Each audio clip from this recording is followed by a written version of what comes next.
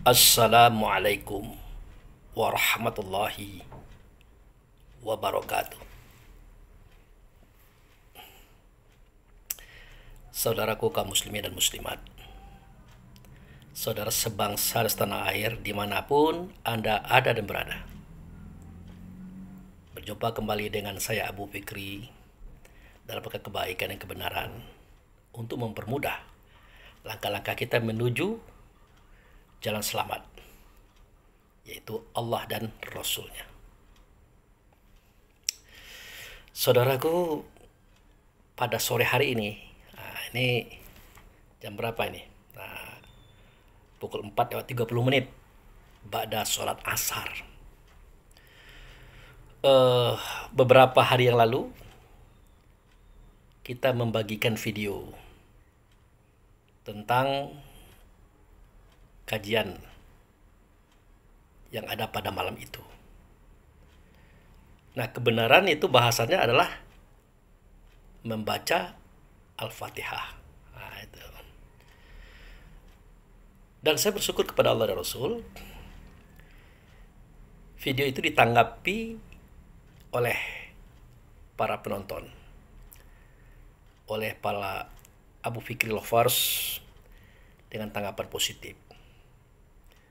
Ada yang mengatakan, Pak Abu Fikri, kami masih remang-remang. Sudah nangkap tapi masih remang-remang antara ya dan belum gitu. Ada yang mengatakan, kami pernah dengar kalimat itu Pak Abu Fikri dari orang tua kita. Setiap kitab mengandung rahasia. Rahasia Quran terletak di awal surat.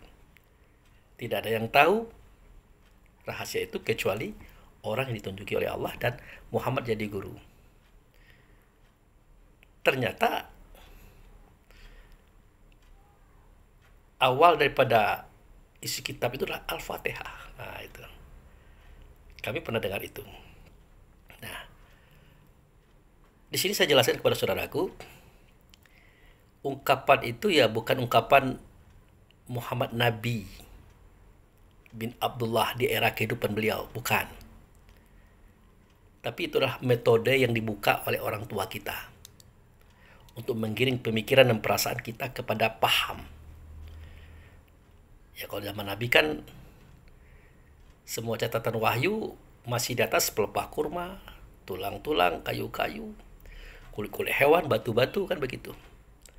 Belum ada juz, belum ada nama surat, belum ada ayat, apalagi buku kitab, belum. Nah, itu. Dan itu diungkapkan oleh orang tua kita supaya kita mudah memahaminya. Gitu. Nah, yang lebih menohok lagi kata orang sekarang, yang lebih menghujam lagi dalam rasa kami, ada kalimat yang disampaikan oleh orang tua kita. Barang siapa yang menyembah nama tetapi dia tidak kenal dengan yang punya nama, maka hukumnya kafir. Nah, itu. Kafir itu artinya mengingkari, tidak mau menerima info daripada yang kita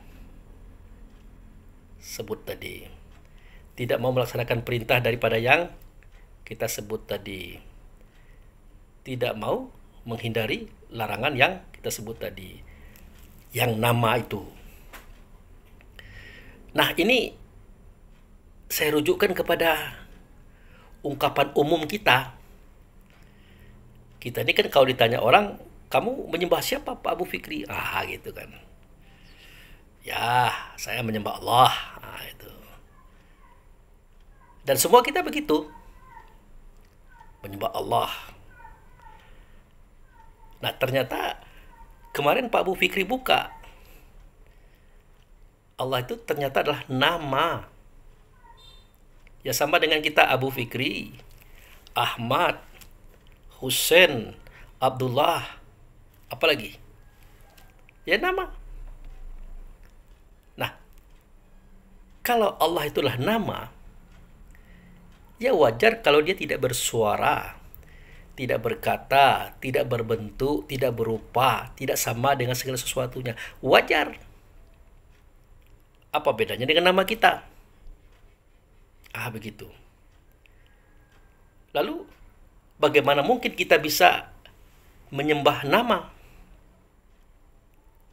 Sementara nama itu hanya ada di dua posisi. Pertama, seketika kita menyebutkannya, Allah, Allah, Allah, ada dia. Yang kedua, seketika kita menuliskannya, alif, lam, lam, ha, ada dia. Yang mengadakan itu kita. Apakah mungkin nama yang kita mengadakannya itu adalah Tuhan? Dia adalah yang disembah.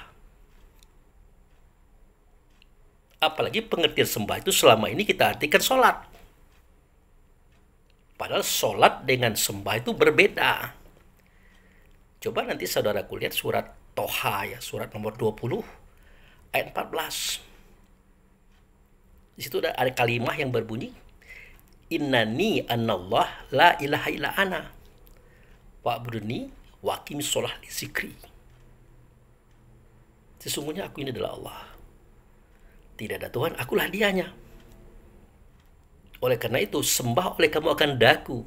Dan, nah itu dia, dirikan sholat. Dalam sholat nanti yang kau ingat adalah aku. Nah, kan jelas itu. Antara sembah dengan sholat beda. Nah, ini yang sering mengacaukan pemikiran, mengacaukan rasa, sekaligus menghancurkan paham. Itu. Nah, ternyata sembah itu artinya adalah menyatakan suara Allah dan Rasul, mengatakan kata Allah dan Rasul, memperbuat perbuatan Allah dan Rasul di alam semesta. Maka tidak nyata Allah, melainkan nyata pada Rasul. Tidak nyata Rasul, melainkan kepada roh kita.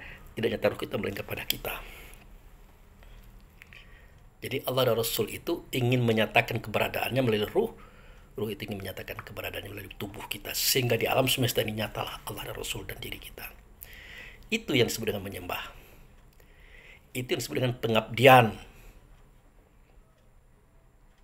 Nah, tetapi itu tidak akan bisa kita lakukan sebelum kita melaksanakan yang 6. Yang sering saya angkat itu. Ya. Sembah adalah, kan begitu. Pertama, melaksanakan semua perintahnya. Kedua, menjauh semua larangannya. Ketiga, mencontoh perbuatannya. Keempat, pergi kalau disuruhnya. Kelima, datang kalau dipanggilnya. Keenam, diam kalau tidak ada ilmu daripada dia. Nah, itu. Nah, yang 6 ini tidak bisa kita lakukan juga. Kalau kita tidak melaksanakan rutinitas menghubungkan rasa diri kepada Rasul, Rasul itu dengan Allah, yang disebut dengan sholat. Makanya sholat adalah pelajaran utama kita. Menghubungkan rasa diri kepada Rasul, Rasul dengan Allah itu pelajaran utama kita, supaya kita bisa melaksanakan yang 6 yang disebut sembah tadi. Supaya kita bisa mencapai yang 3 yang saya katakan tadi. Menyuarakan suara Allah Rasul, mengatakan kata Allah Rasul, memperbuat perbuatan Allah Rasul, sehingga tidak nyata Allah Rasul itu, melainkan nyata ia pada kita di alam semesta. Itu sembah. Nah, itu saudaraku. Nah, otomatis kalau nama, ya katakanlah Allah ya, Allah itu kan nama itu, kan tidak ada suaranya, tidak ada katanya, tidak nyata contohnya, tidak berbentuk dan tidak berupa. Apanya yang mau kita lakukan? Ya tidak ada. Tidak bisa. Makanya orang tua kita berkata, barang siapa yang menyembah nama dia tidak kenal yang dengan nama, ya kafir. Hukumnya kafir. Pasti dia akan mengingkari. Pasti dia tidak akan mengabdi, tidak akan menyembah, tidak akan menyatakan yang saya katakan tadi. Tidak mungkin.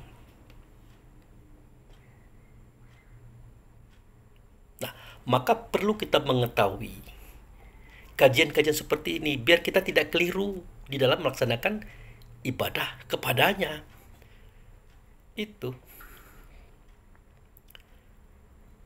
Nah, akhirnya dibukalah rahasia ini pada surat Al-Fatihah. Ya.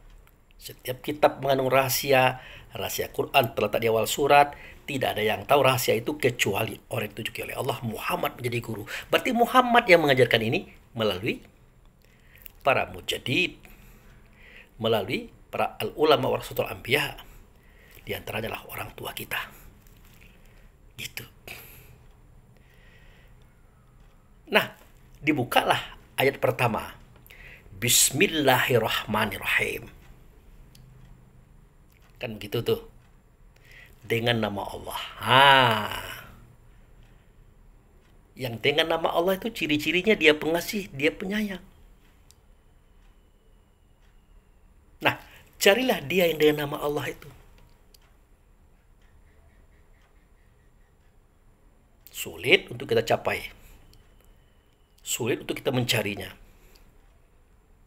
Maka dimudahkan oleh Allah dan Rasul pencapaian ini melalui orang tua kita. Apa katanya? Abu Fikri baca ayat kedua surah Al-Fatihah. Setelah kita baca, bunyinya adalah Alhamdulillahi Rabbil Alamin. Alhamdu itu bagi Allah dipertuang agung oleh Allah atas alam semesta. Nah,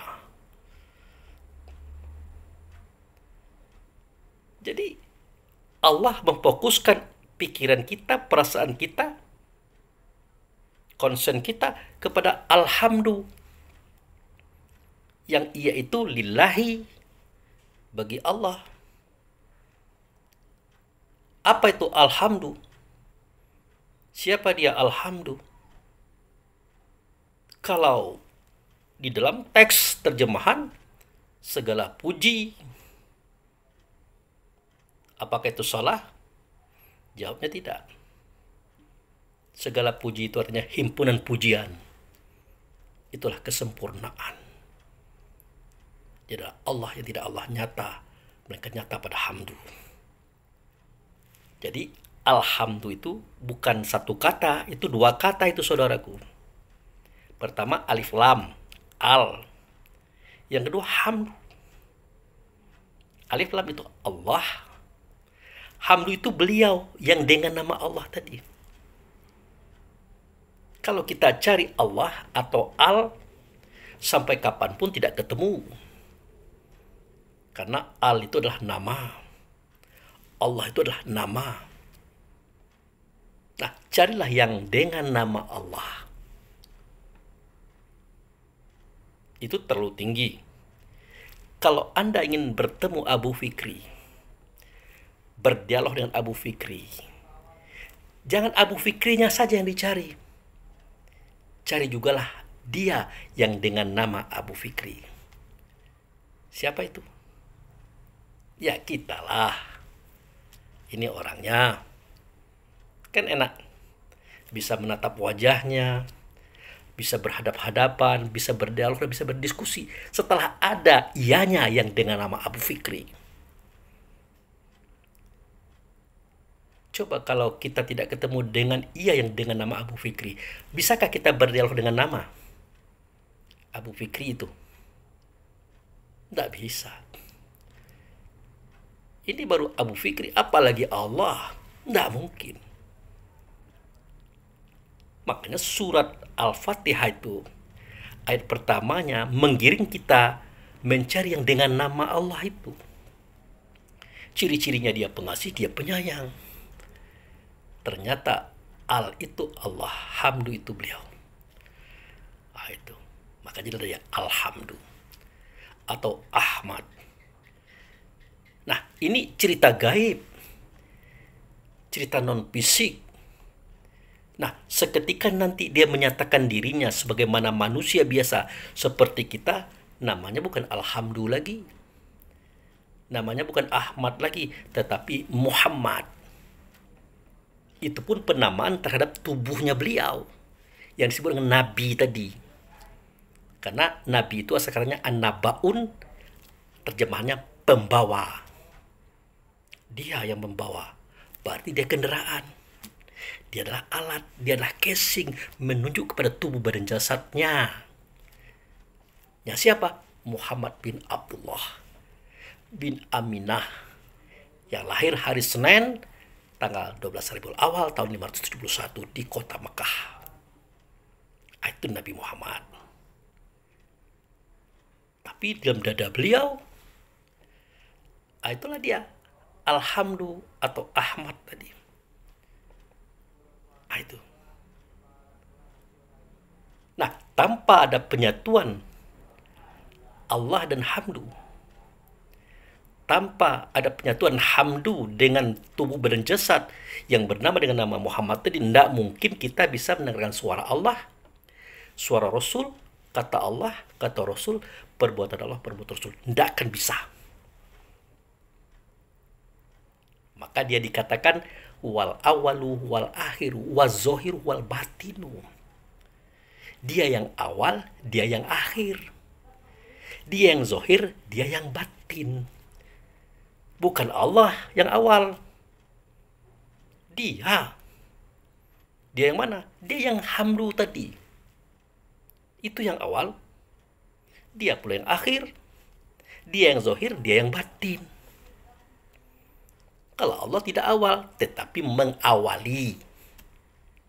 Allah tidak akhir, tetapi mengakhiri. Allah tidak zohir, tetapi menzohirkan. Menzohirkan siapa? Ya menzohirkan yang batin tadi.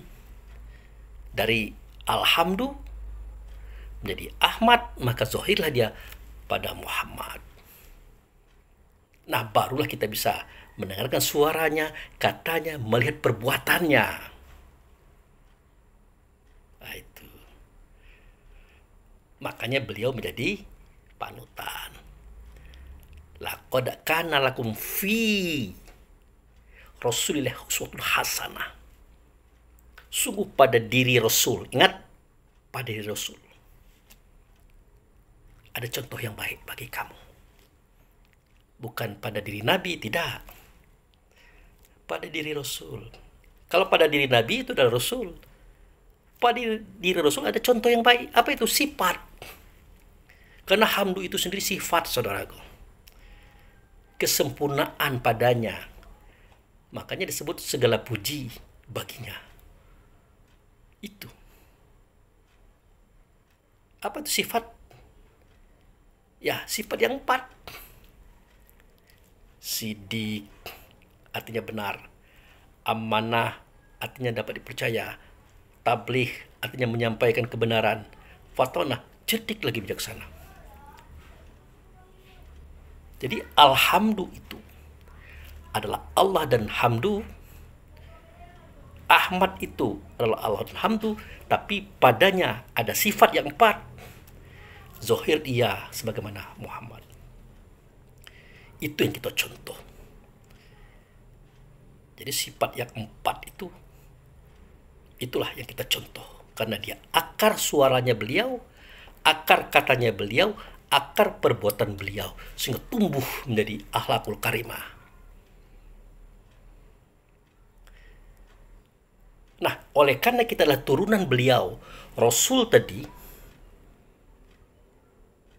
jadi sifat yang ada pada beliau juga ada pada kita. Yang sidik, amanah, tabligh, fatonah tadi juga ada pada kita. Itulah yang hendak beliau bangkitkan, itulah yang hendak beliau sempurnakan, dan berdasarkan itulah beliau didatangkan oleh Allah atau dibangkitkan oleh Allah untuk alam semesta. Kan begitu. Innama bu'ithtu liutammima makarimal akhlak. Sesungguhnya tidaklah aku dibangkitkan kecuali untuk menyempurnakan akhlak, untuk membangkitkan akhlak yang ada pada diri kamu, yaitu sifat tadi. Karena kita turunan beliau. Allah itu zat, beliau adalah sifat, sementara kita adalah asma atau nama. Kalau tubuh badan jasad itu adalah if'al.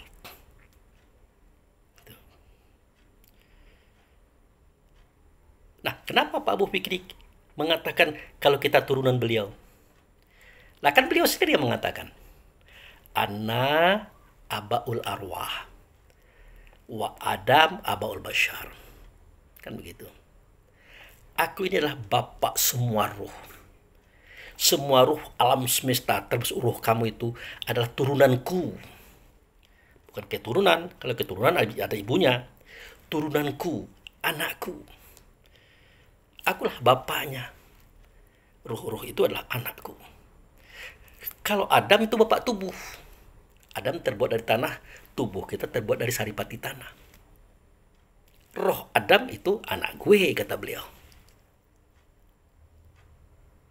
Makanya ditegaskan oleh Allah dan Rasul pada kitab Quran, di surah Al-Balad, ada kalimat yang berbunyi, wa walidi wa ma walad. Demi ayah, demi anaknya. Ayah adalah beliau, anak adalah para ruh, termasuk ruh kita. Itu saudara. Nah, inilah persoalannya tentang alhamdulillahi rabbil alamin tadi.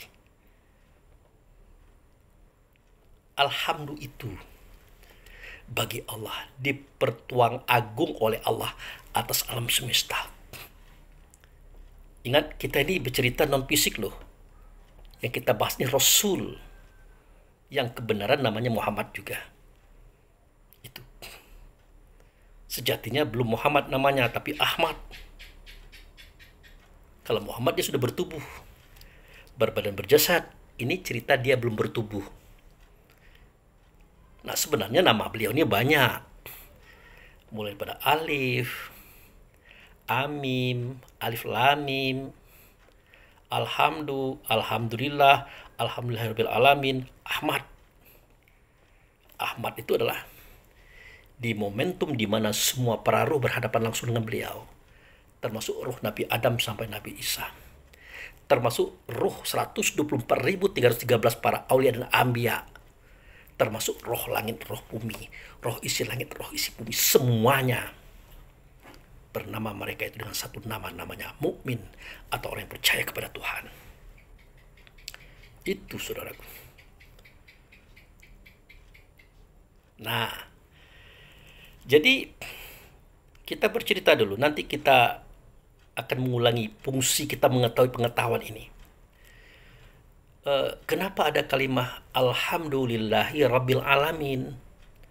Alhamdulillah itu adalah bagi Allah dipertuang agung oleh Allah atas alam semesta. Ya karena Allah kan sudah tidak nyata lagi, melainkan nyata pada beliau. Ya.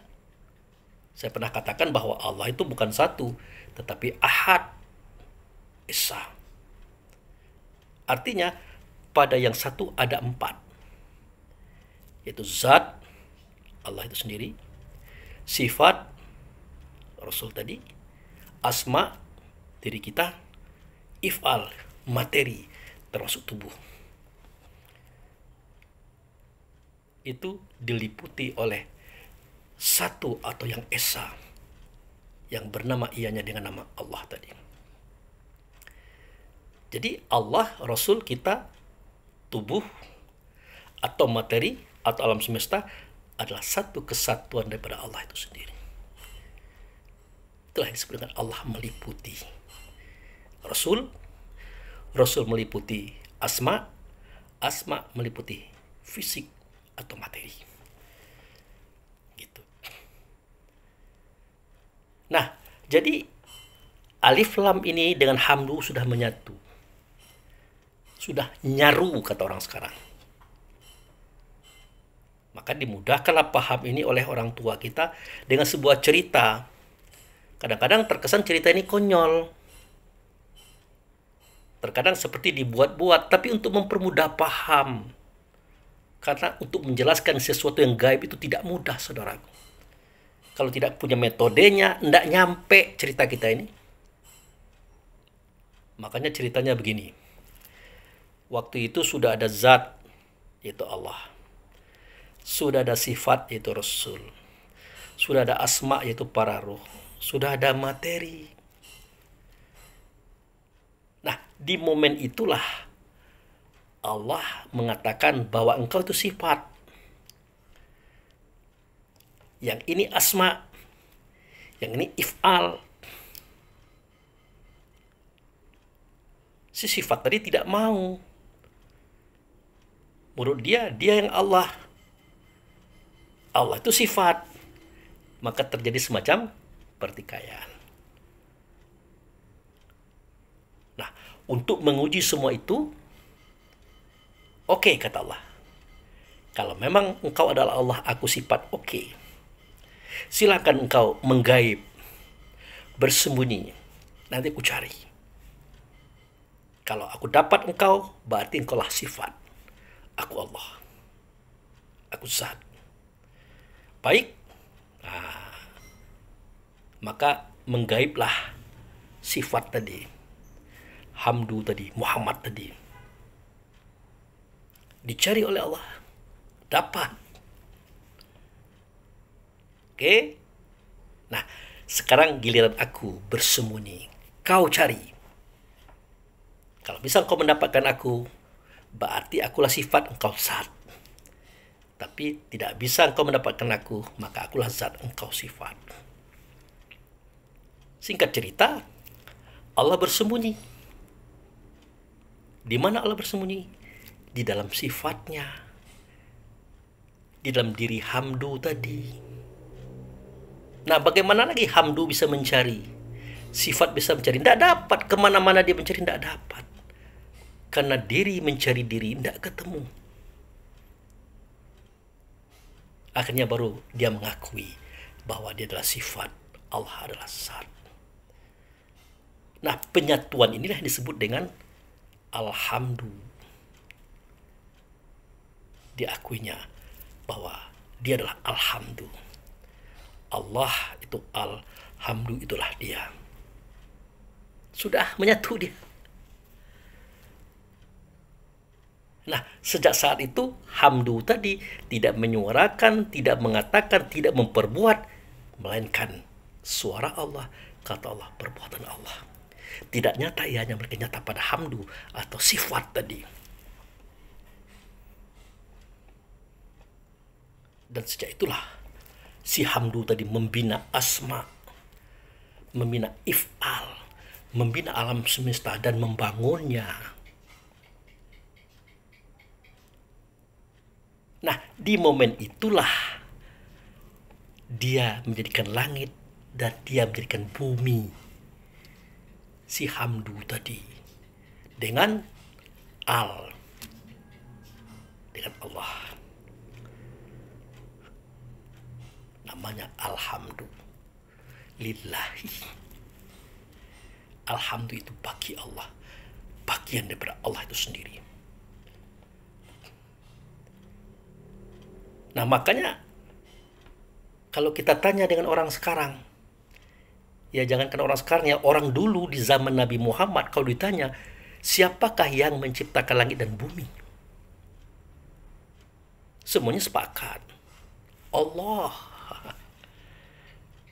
Apakah itu salah? Tidak juga. Hanya itu kata yang bisa dikatakan untuk mempermudah paham. Sebenarnya yang menjadikan langit dan bumi tidak Allah. Dalam masalahnya tidak hanya Allah, tapi ada Hamdu juga di situ. Tidak nyata Allah, melainkan Hamdu itu yang nyata. Maka seakan-akan Hamdulah yang menjadikan. Hamdu yang menciptakan, padahal Hamdu itulah wujud daripada Allah. Bahkan bukan wujud, tapi wujud serta Allah. Itu saudara.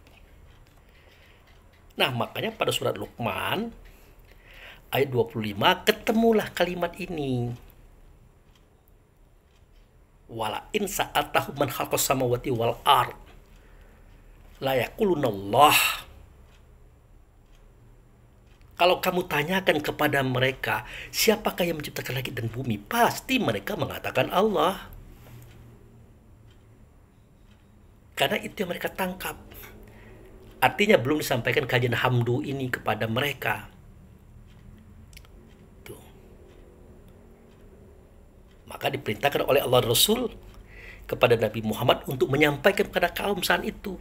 Termasuk untuk kita hari ini. Qulil hamdulillahi. Qul itu artinya katakan, hai Muhammad Nabi. Yang menjadikan langit dan bumi itulah alhamdulillahi. Segala puji bagi Allah, itu yang menjadikan langit dan bumi. Itulah kesempurnaan. Kesempurnaan itulah Allah dan Rasul. Zat dan sifat. Namanya Muhammad. Katakan, yang menjadikan langit dan bumi adalah alhamdulillahi. Bal aksarhum la ya'lamun. Tetapi kebanyakan mereka itu tidak tahu. Ya bukan mereka saja, kita juga tidak tahu kalau tidak diberitahu. Kan begitu. Dan akan kita tangkap kisah ini, cerita ini, kalau kita sudah menelurusi daripada awal kejadiannya, awal ceritanya. Kalau sepotong-sepotong bingung juga. Gitu. Bahkan diperkuat lagi dengan surat nomor 29 Al-Ankabut ayat 63. Wala in sa'altahum man anzala minal ma'ima'a fahaya'u ardu mimba di mautiha. Tanyakan kepada mereka, siapakah yang menurunkan hujan dari langit sehingga menghidupkan hujan itu bumi yang sudah mati? Siapa? La yaqulunallah. Pasti mereka mengatakan, ya Allah. Lagi-lagi dikatakan, qulil hamdulillahi.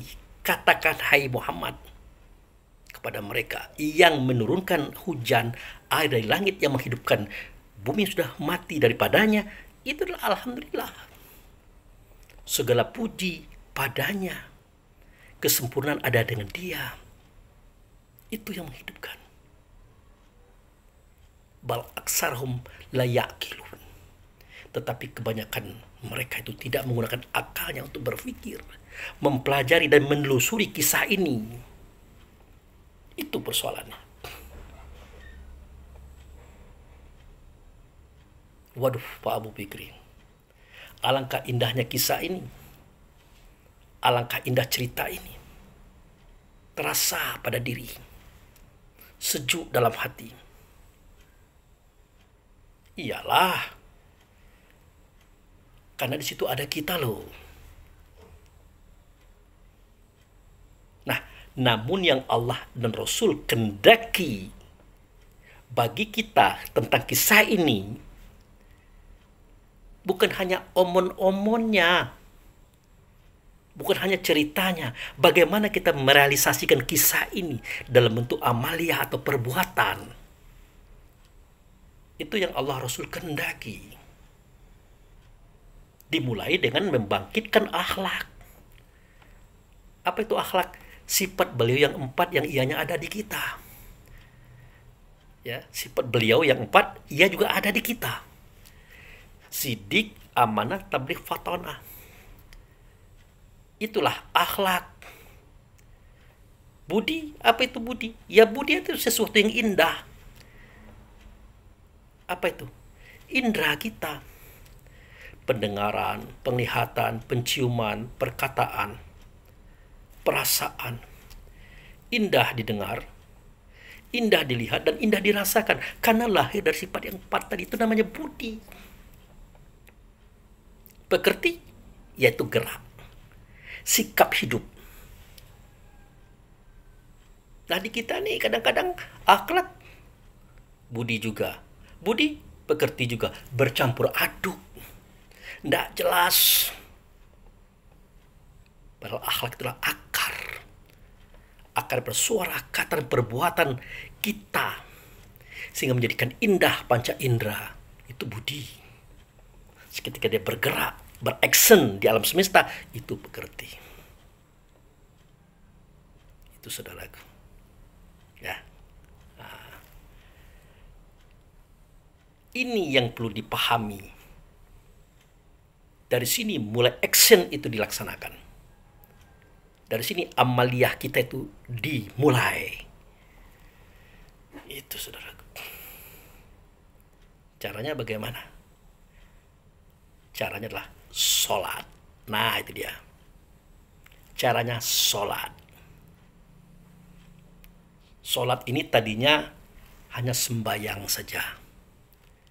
Seketika umur 7 tahun, kita belajar tegak, ruku, i'tidal, sujud, duduk. Belum ada bacaan. Itu umur 7 tahun sampai 8 tahun. Setahun belajar loh, lama itu. 360 hari.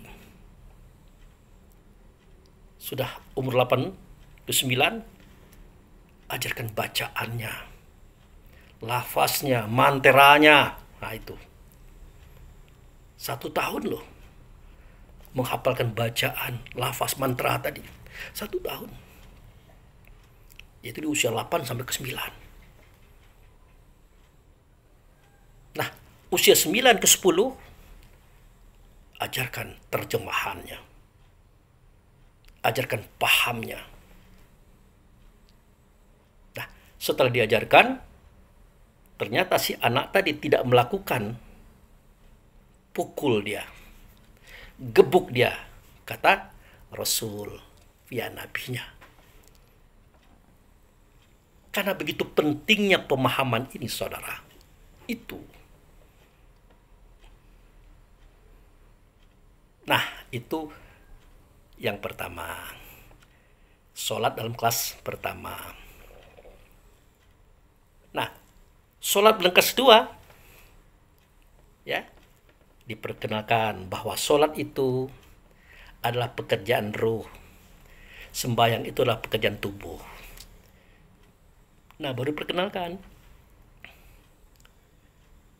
Sembahyang itu adalah dia tegak, ruku, i'tidal, sujud, duduk.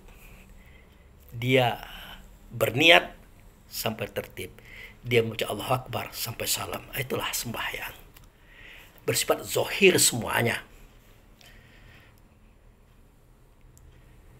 Kalau sholat, karena terjemahannya adalah menghubungkan rasa diri, ya bukan tubuh.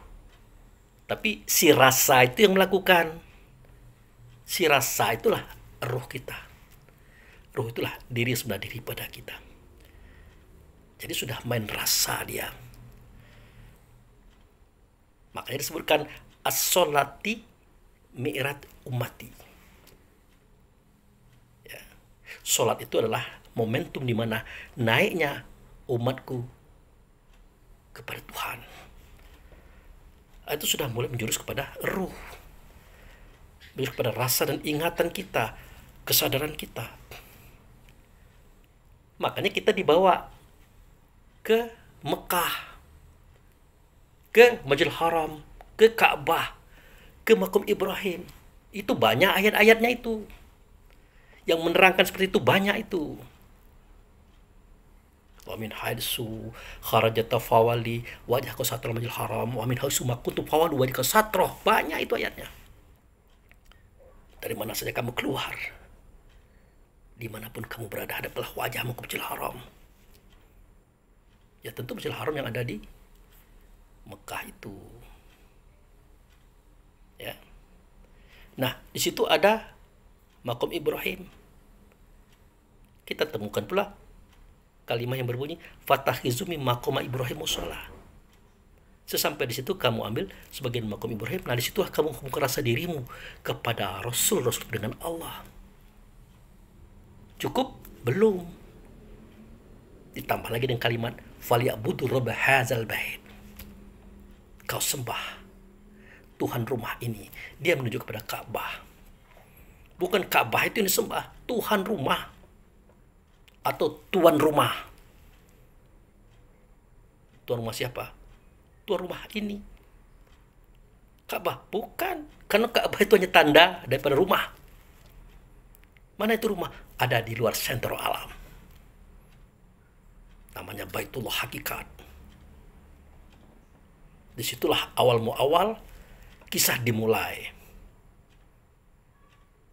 Nah, ini dijelaskan pada surah Ali Imran ayat 96-97 yang sering saya sampaikan kepada kita semua. Inna awala baiti wudi alinasi lalazi bibaka mubaraka wa hudal alamin fihi ayatu bainatu maqama Ibrahim nakalakuna amina. Semuanya rumah yang pertama kali aku membuatnya, kata Allah dan Rasul, itu rumah yang ada di negeri Bakah. Diberkati rumah itu, petunjuk bagi alam semesta. Di dalamnya ada ayat, di antara ayat ada maqam Ibrahim. Maka disitulah terjadi falyabudur bahasal bait secara hakikat. Itu sudah kita jelaskan, sudah banyak.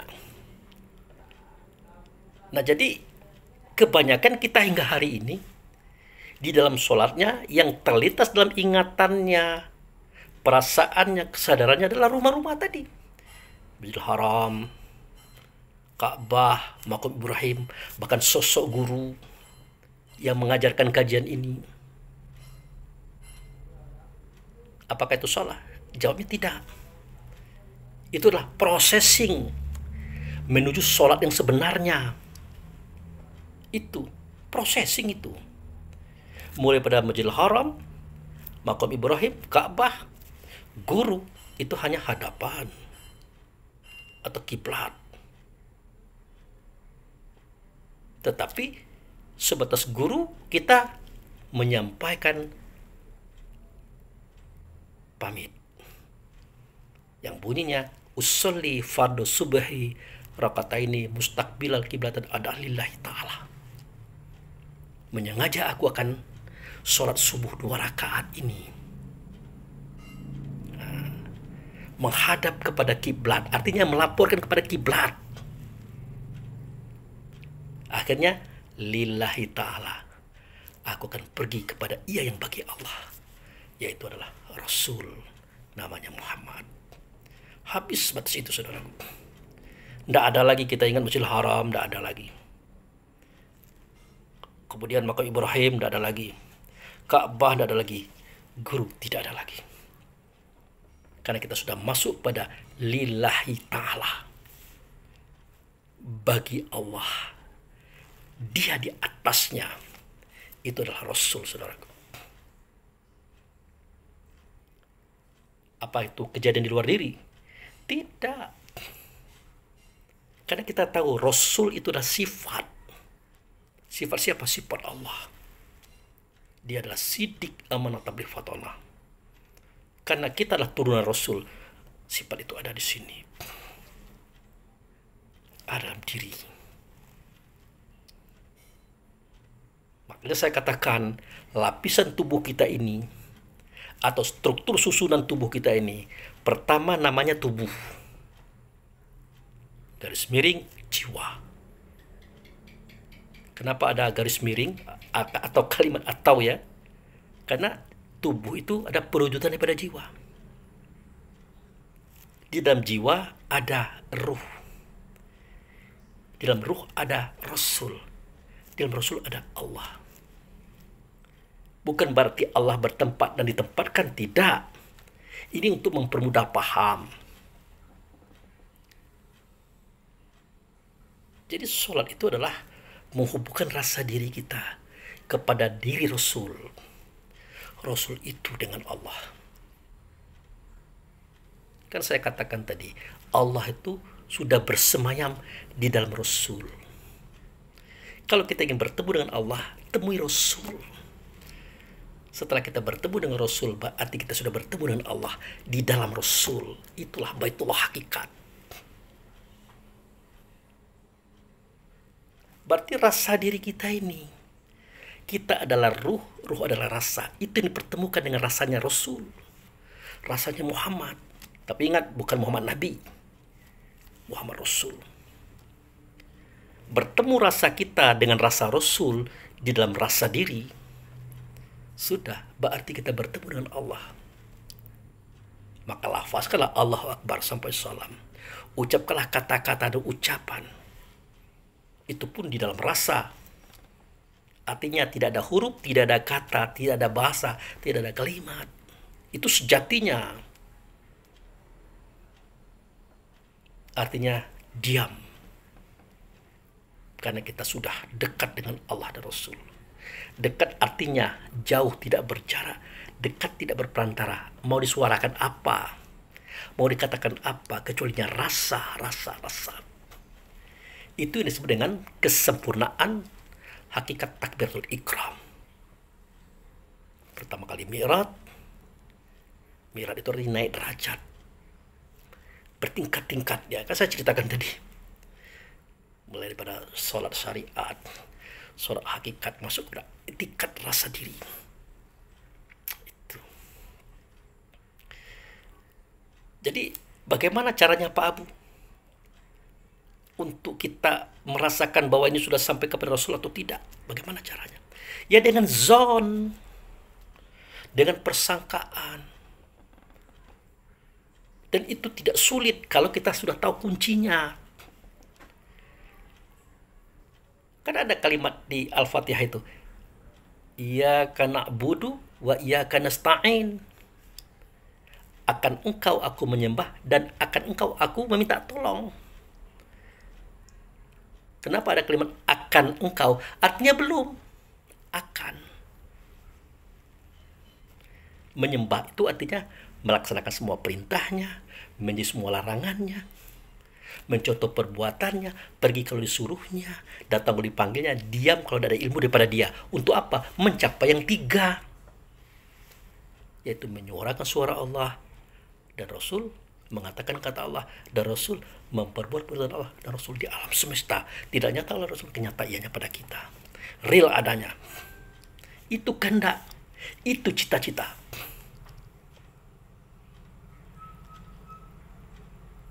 Nah, itu akan engkau aku menyembah dan akan engkau meminta tolong. Ya, meminta tolong kepada beliau. Makanya bunyi wasta'inu bis-sabri was-shalah. Kan begitu. Pada surah Al-Baqarah ayat 39. Meminta tolonglah kamu kepada Allah ya dengan sobar. Sobar ini nama beliau loh. Si Sobar itu nama Rasul itu. Seketika dia menjelma menjadi manusia, namanya Muhammad. Dia ditempa kehidupannya dengan berbagai macam penderitaan, siksaan, bahkan pembunuhan.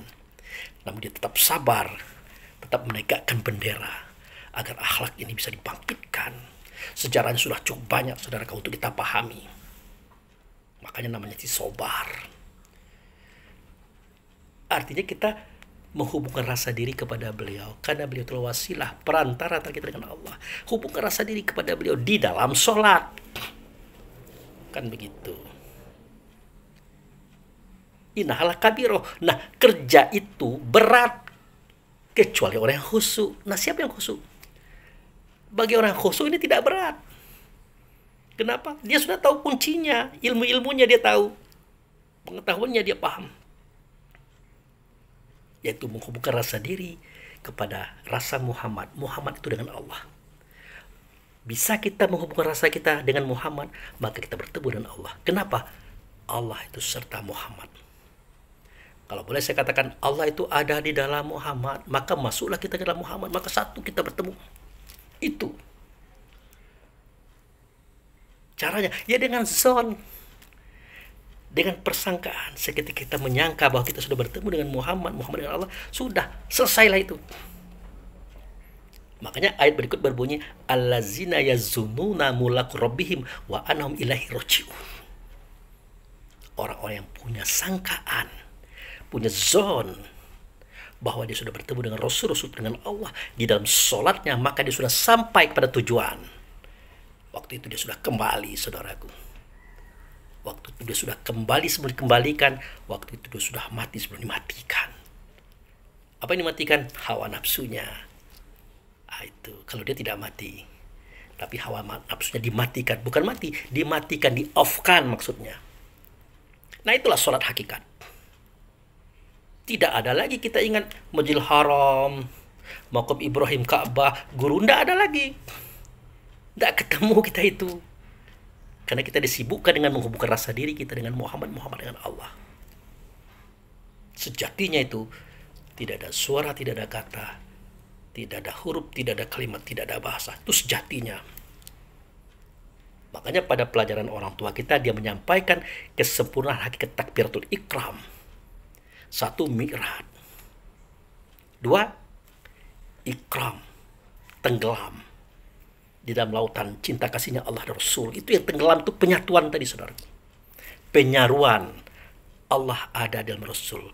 Maka kita masuk dalam Rasul bertemu dengan Allah. Itulah ikram namanya. Yang ketiga, tawakal.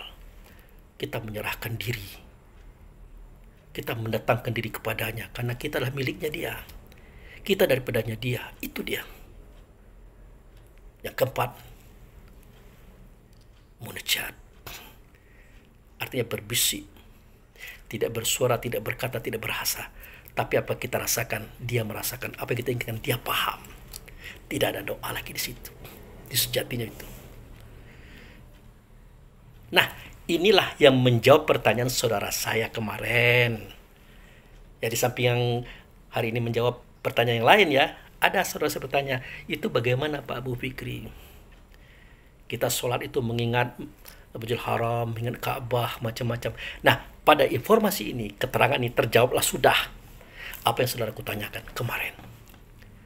Kalau kita sudah sholat, sudah masuk pada menghubungkan rasa diri kepada Rasul dengan Allah, tidak ada lagi itu Masjidil Haram, Ka'bah, makam Ibrahim, guru, tidak ada lagi. Tidak sosok yang kita temukan di situ, tidak ada. Tapi kaji ini diajarkan oleh sosok. Makanya sosok itu hanya timbul di awal sewaktu kita menyatakan niat, dan timbulnya sewaktu tahiyat.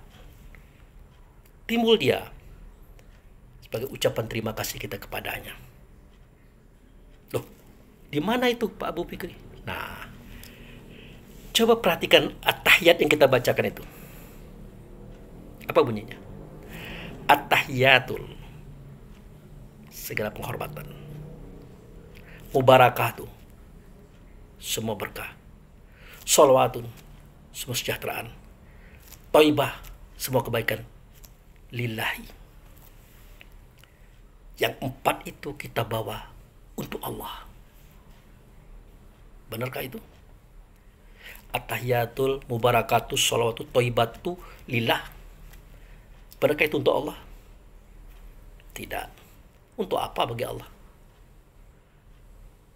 Makanya Allah tunjuk. Allah tunjuk Nabi. Nabi mana? Nabi Muhammad.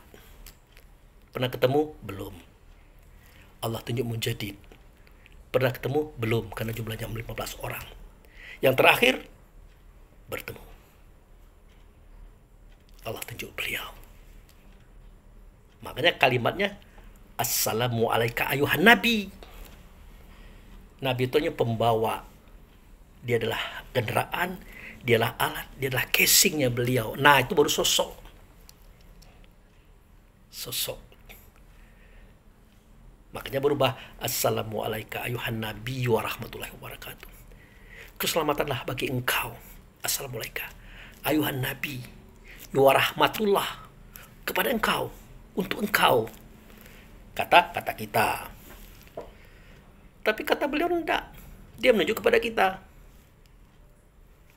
Maka berubah menjadi Assalamu alaina wa ala ibadillahi sholihin. Ternyata semua itulah untuk kami, hamba-hamba yang soleh, hamba-hamba yang sholatnya seperti ini.